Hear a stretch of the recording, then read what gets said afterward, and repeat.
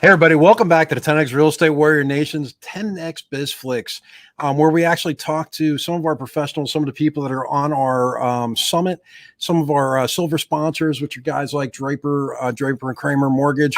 And we also have U.S. Bank as one of our other mortgage lenders with James Chu, who is the AVP over there. And today we're actually going to bring back Chris Brady.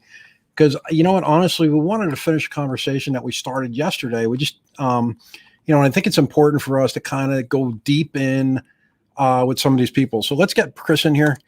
Hey, Chris, welcome to the game, sir. How are we doing today, sir? Good, Sean. Doing well. How are you doing today?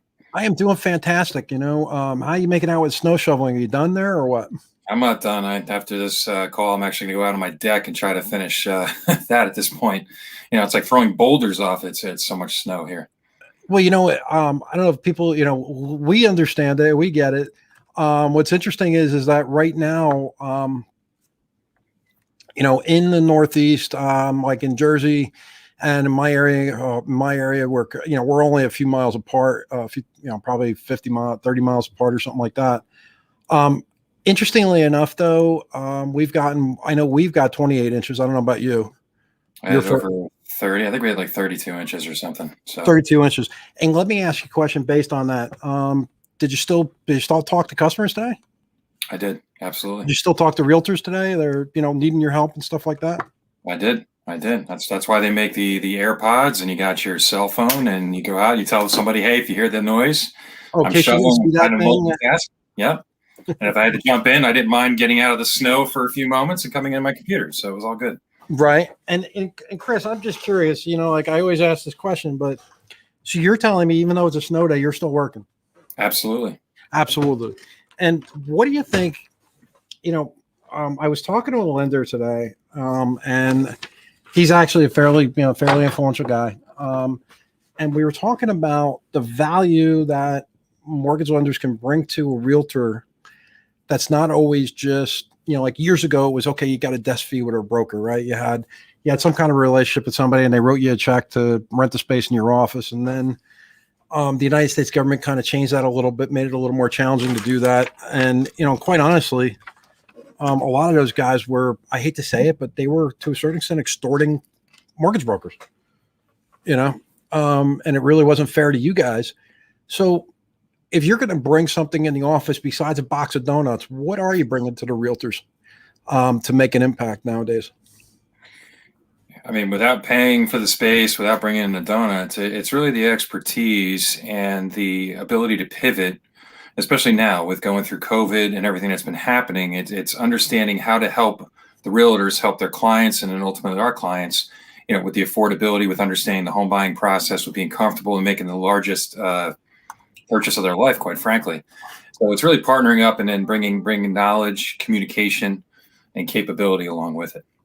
So knowledge and communication. And when you say knowledge and communication, I mean, communication with you, communication with the customer, communication with everyone involved in the transaction. So, as any realtor knows, and everybody who deals with real estate, you have your attorney, depending on what state you're in. I mean, it could be the title company. You have your insurance agent for the home. You have inspectors. You have, town. Sometimes you need a certificate of occupancy to be had. So you got all these different people that are all working together, and we all need to get to the same point, which is the closing and getting the house taken care of. So it's having that communication with the multiple points and involving the realtor along with the borrower or the purchaser in this case. We're trying to get that done. Not to mention you have the selling agent, you've got the seller, you've got so many different parties involved. It's trying to keep a good line of communication with everyone so you get a smooth transaction all the way through. So, it's interesting you say that because, when as a realtor, right, a lot of realtors think like, oh, that's not my job, or that's not my job. Your job is you're the point of contact between everybody. And, I could tell you, in March of last year, my staff and I actually sat down and looked at, and we said, okay, if we're going to be COVID, if COVID's going to step in and it's going to, put it to a point where we have to do things a certain way or a different way, what we actually did was took all the different pieces of the real estate transaction, put them on a whiteboard, and then said, okay, which ones do you circle the ones in red that you have to actually physically go show up to do? And you know what's interesting is I'm sure you know the guy you've done transactions with him is Marty Egan, who is one of the real estate attorneys in the area here. And I still remember having a conversation with him and my staff going, hey, I just want to let you know we're still doing business and here's what we're going to do. And we just need to increase our communication a little more. And Marty goes, well, I don't understand. It's going to be a little crazy. And I said, Marty, do you realize that my associate Abby has done probably 300 transactions with your staff and talked to your staff at least 3 times a week, 4 times, if not by text or email, every day almost. And if not 3 or 4 times a week. And I said, what's funny is in 3 years that she's done probably 150, 200 transactions with them. She met the woman once in your office to go show up with a bottle of whiskey to say to her, hey, congratulations on retiring. That was the only time she ever met her. But yet she's done these transactions. Oh my God, we have a special guest. Chris, I can't wait to introduce you to this guy. So Mr. Ren Jones, how are you, sir? Doing well. So Ren is one of our speakers.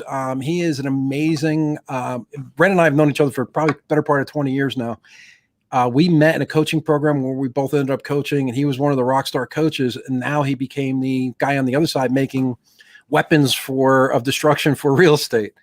Hey, Ren, I noticed you were on today talking about on your Facebook Live, right? And were you talking? Okay, I might have been. Yeah. What were you talking about? Today is Wednesday. Yeah. They pushed out a, that wasn't live, but. Okay, so that was recorded. Yeah. We have a show called Roadmap, which is I interview someone every week that is taking 2 or 3 listings a week on average, and they just explain how they do it. Right. So Ren, what is tell us a little bit about Vulcan, and tell us a little bit about everybody answers, just so what they're going to find out on the summit, which you're going to talk a little about that in the summit. Sure. I think it'd be great if you actually, instead of telling them about the product, tell them what their benefit is going to be using it. Like, what are they going to experience? Right, yeah. That's they can figure out how to use it if they get involved. So. No, all we do is get people oriented to the listing side of the real estate business. Period. That's it. Okay. If they're and all the best practices and all the ways to get into the listing side of the business, because buyers take time, listings take skill. And if you can be on that listing side, you can just blow it up big time on a leverage. Say that again. Buyers take time. That's a great statement, actually. Buyers take time, listings take skill. Yeah. So tell us more about that. Well, that's it. But as far as Vulcan 7 goes, there's nice leverage. You go out of town for a week, you come back for your listings sold. Try that on the buyer side. So it's just a better way to be in the business. Especially if you have other people in your life, kids or a spouse or something, like, you can actually have a life. You can have a life. There's the old analogy. If you're on the listing side of the business, you're the employer. And if you're working with the buyers, you're the employee. So everything we do is oriented towards that. Period. So, Chris is in the mortgage business. How do you think your service? How does he work with your service and work with the realtors and introduce them to your service? Chris, Ren actually shared a statistic with me, which I thought was dumbfounding, actually. And he said, and Chris actually does make outbound phone calls and calls people, and he's not afraid of that. He actually has come in my office as a mortgage lender. And Ren, how many people actually are willing to put themselves in a confrontational situation to get on the phone and call somebody? Well, I don't think it's confrontational. These people need help. Well, they're not. Mortgage lender, and you call a for sale by owner. A lot of times they just you can't get them to shut up. They want to tell you everything. They just want to get their household. Right. And then you end up doing business with them. So it's a wonderful thing. And if you're a mortgage lender and you're working with agents that are taking a lot of listings that are on the listing side of the business, those are the ones that tend to feed you really well. It's the ones that are live and die by one buyer that they found. Those people, after about 8 years, they burn out and they're gone. But the ones on the side are always sending you deals because their 7 buyer agents are sending you deal after deal after deal. So that's, you certainly want to saddle up on the listing side if you're in the mortgage business, for darn sure. Hey, Chris, what questions you got for Ren? Well, it's great to meet you, number one, Ren. So thank you. Nice to meet you. What city are you in? I'm in Sparta, New Jersey. Gotcha. All righty. Got some storms, got some snow. Oh, you got a little bit of snow, just a little bit. So still the big. I just think of the Big Dig. I guess they call it up in Boston, right? Where they're doing the. They're still working on that. You're digging the tunnel back to the house. Yeah, that's kind of what it is. I'm going to build a fort here later on, I think. Yeah. Ren, that's not only insightful, but I agree 100% with your statement. I think you as a mortgage lender, we I mean, obviously we work with buyer's agents, but the listing agents are the ones that are the movers and the shakers. And I'll even take it a step further. A lot of my listing agents I have great relationships with. They use me as a secondary approval for the offers that are coming in, because they get an approval letter from, name a couple companies out there that we all in the business are going, okay, right, not too confident in this approval. What's going to happen? We've seen this train wreck before. Would you mind giving Chris a call and seeing what can happen? I pick up a lot of transactions that way, and then going from that perspective. Yeah, and I like that strategy, because that really works. How many times? And there were a couple lenders when I was running a big team, is they would say, "Well, our philosophy is everybody's pre-approved." Like, yeah, okay, okay. So that's what your letters are worth. Yeah, make a paper airplane out of this thing. So how would you approach that? With your approach. I mean, in terms of, you're saying to saddle up, but it's really, I'm taking it along with the listing agents to get with their buyer's agents. But have you seen much? It's the best leverage in your business to just figure out who the top 10% are in the business, and then saddle up with them, and you're probably good for decades. You just, all you need are like 10 of the top players. That'll make you wealthy for life, or you can work with 47 mediocre ones. Because the 10 top ones are, they have a deal a day. Yep. Yeah. So it's interesting you guys say that, because what's interesting about just what you just said was we were doing mentoring and coaching for another mortgage company. Matter of fact, our other sponsor, which is US Bank, and in their office we started a program called the Perfect 10. And what it really was what I said to the loan officers is, I said, if you can get wholesale partnerships or business to business partnerships with 10 solid sources, meaning like 3 or 4 realtors, 2 or 3 financial planners, two or three guys that are wholesalers that are working maybe at a builder that don't have the resources for, secondary paper or something like that. But to have a stable of 10 solid relationships and those are guys you're calling like every 1 or 2 weeks. You're probably going to get 2 deals a month just out of that group. You may not get a lot more, but at least you're going to get 2 deals, and that's enough to keep the lights on and make the minimum nut for your monthly number. And what's interesting is, I would say to them, okay, go on Facebook and start to look for the perfect ideal customer. And Ren, I don't know if you remember we did that course. Remember when that trainer brought in the woman from the perfect customer, identifying the perfect customer, and they wrote a book on it. Actually, I forgot the name of it, and it was like, make a list of the 10 things you want in the perfect customer, and then put that out there and let people start to help you to attract that. Mm-hmm. But I like the philosophy. Yeah. Yeah. Well, and like you said, instead of working with painful people that are just, they're going to badger you because they have nothing else going on except one transaction. That is a train wreck waiting to happen. That's tough. Yeah, like 3 pages of stips. So what are the most successful agents that are using your platform right now? What do you think they're doing differently? What's the one thing they're doing that is changing their business? Well, I guess they're just listing centric, and it's a daily routine, and it's very structured, and they have a lot of training, and they have, like an environment of 6, 8, 10, 12 of them that are all working together and competing with each other. And so it becomes very systematic, and and it feeds off the system and the structure. Right. Versus being sporadic and being, now that said, there are a whole bunch of one-man shows, one-person shows that are with one assistant and one buyer agent or no buyer agent that make a lot of money too. That make $400,000 or $500,000, they have a great life. Right.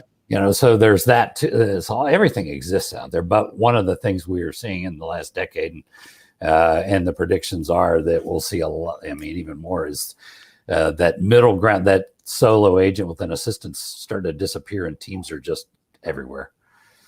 Right. So massive teams and stuff like that. Yeah. It's just like, I think over the next 10 years, we're gonna, everybody's going to be part of a team. It's going to be like the financial industry, basically. It's just is what it is. I want to point something out too, and I learned this with working with Ren your model is very similar to the 10X Real Estate Warrior Nation, where you're not saying who to coach with, but you're saying you should have a coach, and you have relationships with coaches that you support. Yeah, because we can't. Too many people set this business. We can't sit there and ally with one person. So what we always do is we push it back, say you need to be involved, because one of the things we do is we teach a lot of best practices during the week, and the message back is whoever sent you to us, get involved in their coaching. Well, nobody sent me anywhere. Well, you need to be involved in somebody's coaching, and there are a lot of great coaching companies out there.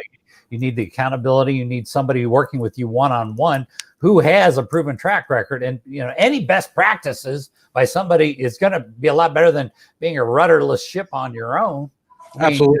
Because your instincts, you think logically, but you've never been in this territory. You think, well, I'll try this. And then 2 years later, you found out, well, that was a big mistake. A coach can save you years of mistakes. So that being said, it's so funny you say that, because we were talking to somebody about this the other day and said that 85% of the industry falls out of the business in the first 5 years. Yeah, exactly. And I keep saying that in many cases, they're not afraid to hire the coach. The challenge is they hired the wrong coach. They didn't have a lot of money and a lot of resources. And then they figured out that it maybe wasn't the right coach at the right time for them. Yeah, right. You're right. And there are mediocre and poor coaches, so you got to be careful there. But I think, I don't know, maybe even a mediocre coach would be better than no coach, I think. I was just going to say, like, the people that have been using your platform the longest, right? I'm assuming that 90% of them have a coach of some sort. Yeah, it's rare to find anybody doing really well that's not in somebody's coach, but they do exist. I can think of 2 people. Right. Right. But when I interview them, I think to them, and I have a little conversation with them, like, of the 80, 90 people we've interviewed, you and one other person are not in coaching, and you can tell the mistakes they're making that if a coach would have corrected those. You just tweak it a little bit. Right. You ask a question like, what's your batting average? You go on 10 listing appointments. What percentage, what's your listing appointments to listings taken? And then they'll go, well, I've been working on that. I don't know, maybe 1 out of 5 or something like that. And you're like, but if they're in coaching, they go, I take 82% of my listings. They've got it. But we have to pause this for a second. Ren, how many coaching calls have you done? How many one-on-one calls have you done in your career? I stopped counting after about 32,000, so I don't know. Right. So Chris, to put it in perspective, like, the reason why he's got that persona is when you're a coach, it's probably 80% of your clientele. Did you do this? Well, Yeah. So I think even a mediocre coach is better than no coach, because there's just because you're going to get an idea in your head based on something that, like, some client sitting in the back row of an event, or some person sitting in the back row of an event going, I got this great idea. What you do is you take a picture of their house, and then you mail them a postcard with their picture of their house on it. And they'll be like, oh, look, honey, it's our house. Let's call this guy. And they think that's a good idea. They think something like that's a good idea. So you need a coach to go, listen, that would be a big waste of your time. It sounds good, but it's a bad idea. So, even a mediocre coach will be able to at least get them back on the rails.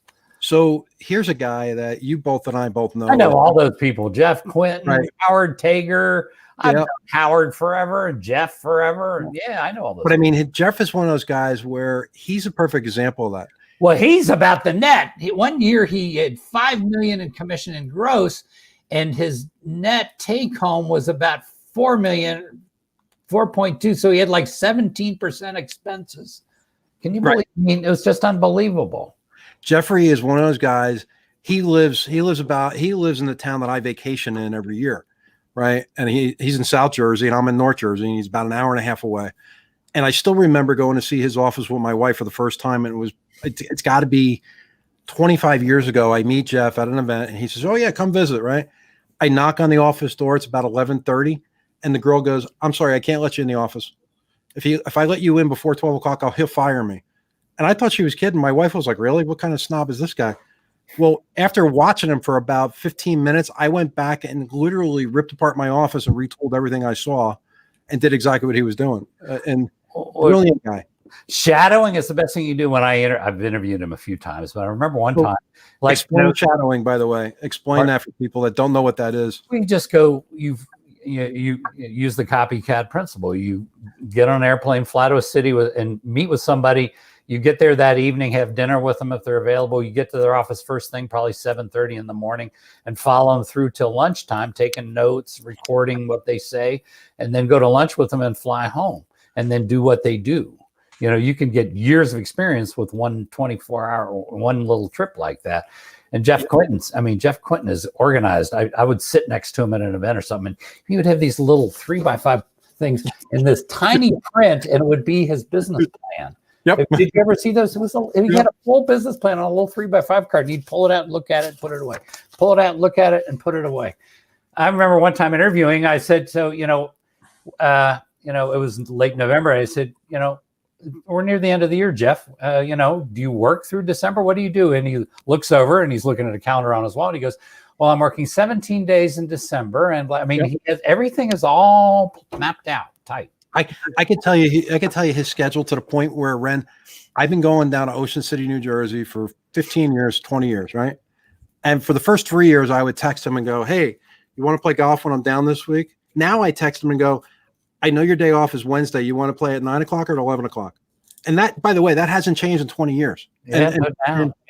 And his business has blown up, but he hasn't changed. Yeah, the only thing I think he got off the rails, he was going on to all this KW expansion stuff, and he was moving into Philadelphia. He was doing a lot of gross, but the net suffered. I don't know. The net suffered. And I don't know if he fixed that, but that was the price point came down quite a bit too. Yeah, so I don't know that Philly thing was such a great idea. It's interesting though, is because it was an in-law, Cheryl Huber, works the same market, and she works the high end, and she made really. Well, that's his ex-mother-in-law, but ex-mother-in-law. Yeah, she made $1.5 million just working the high end, $1.5 million in commission, kept most of it. So yep. And the other guy we were talking to is one of our other partners, a guy named James Chu over at US Bank. And when I was doing mentoring and coaching in his office once a week, I could still tell you it was January 6th, and it was the day of our coaching. And James comes in and he sits down with his team, and he had like 6 or 8 people in the room that were in his organization that were loan officers.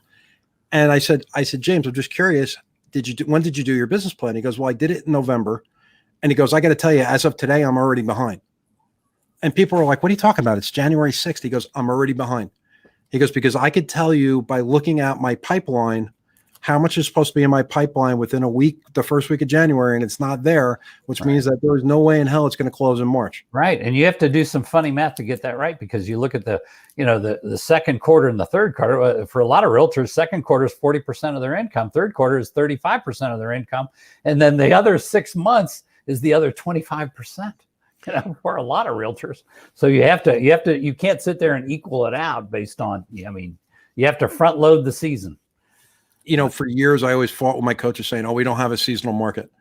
You do if you look at it carefully enough. Yeah, it depends on where you are. They're resort, and then you got Florida, and you got all this stuff. So it just depends on where you are. But for a lot of people, it's that second and third quarter is where all the money is. So, hey, Chris, do you see certain boosts in the average price point during certain times of year, like around bonus season, stuff like that?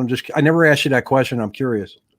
Around bonus season, is there a boost in the sales? Like between like November, December, January, February, in our area is the Northeast, right? So there's a lot of guys that get like chunks of cash, like $300,000, $500,000 bonuses at the end of the year.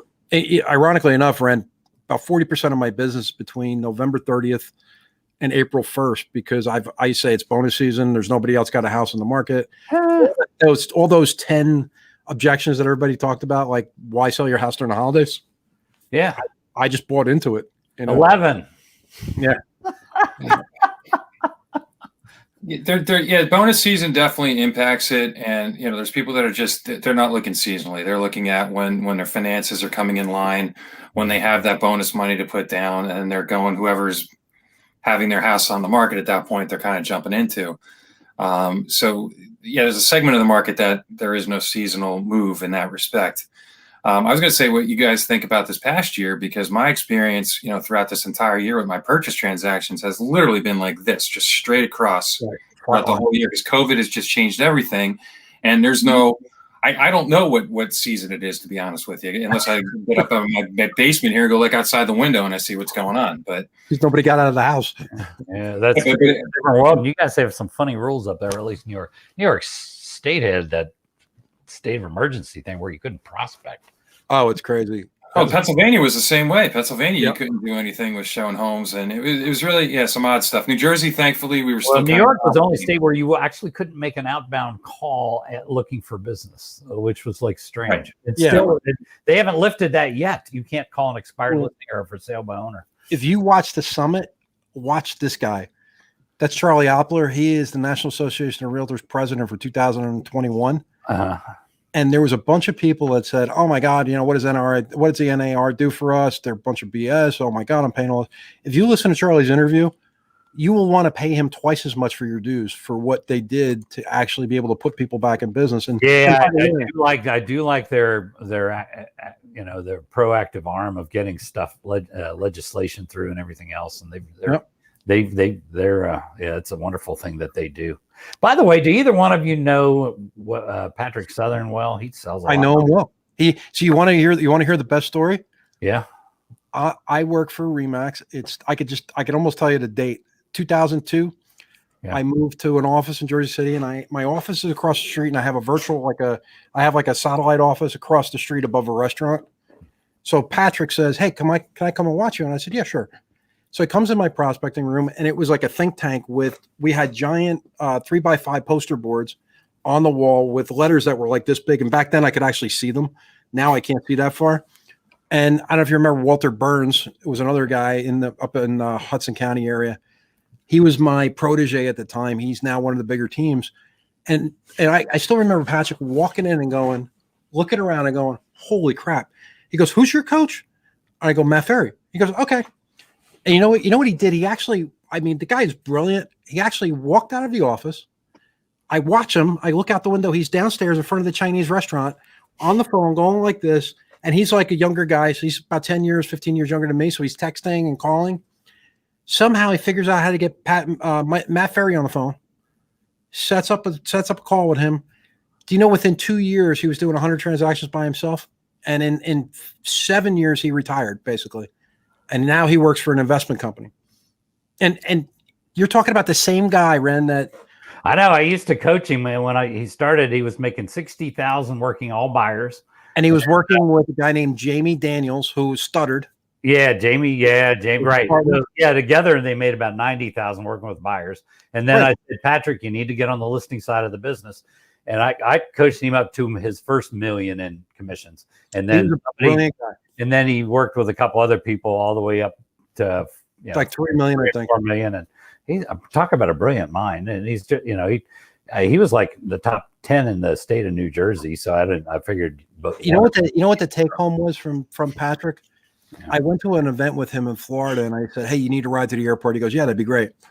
He gets in the car with me and he goes, "All right, you got to stop." And first of all, a guy at that level, right? You would think all of a sudden I got to go to the bathroom. He has like this whole big thing about getting on a plane. He gets all kinds of stressed out. And I was like, "You're doing what you're doing and you get stressed out about a plane?" And he goes, Yeah. So now the plane is delayed. We're sitting in the airport and the phone rings and he goes, "Hold on a minute. I got to call my assistant for my voicemails and find out whatever." And I go, "Okay." And he goes, I said, "Yeah, well, I forward mine to Google and it transcribes it." And he goes, Yeah, whatever. Do you know what? At the level, he actually was the first guy who actually showed me. He goes, I don't even know how to get the voicemails off my cell phone. Never mind my office phone." He is low tech all the way. It's like 1973 as far as his technology's gone. And it's always been that way, but he would make millions. But him and Quentin, and you know what I figured out is he's smart enough to figure it out, but he's also smart enough to figure out that he doesn't need to know that. He can hire somebody to do it. That's been his whole philosophy. That's been his whole philosophy. Yeah, but a brilliant mind. And top 10 in the state of New Jersey, and as far as real estate sales go. Solid guy. So Ren, I'm going to ask you one coaching question for Chris. Chris is actually getting ready to open up a branch office in Sarasota, Florida, right, Chris? Wow. Yeah.